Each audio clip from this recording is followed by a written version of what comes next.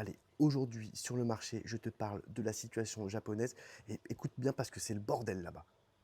Et ce qu'il faut comprendre, les gars, c'est que le Japon est au bord complet d'une crise économique budgétaire majeure. Pourquoi? C'est encore le Premier ministre japonais qui vient de dire il y a quelques heures que le pays, en tout cas la situation budgétaire, était comparable à la situation au pire de la crise grecque en 2014. Je vous rappelle que le pays, le Japon, est endetté à plus de 250%, il me semble, c'est 266%.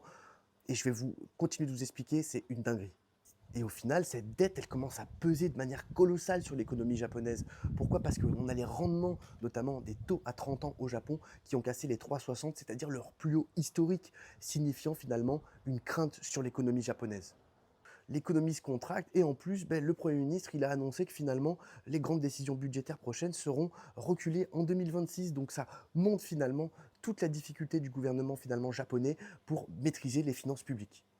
Et finalement, ce qui blesse, c'est que c'est le Japon, c'est pas la Grèce ici. Le Japon a toujours été finalement considéré comme l'un des piliers de l'économie mondiale.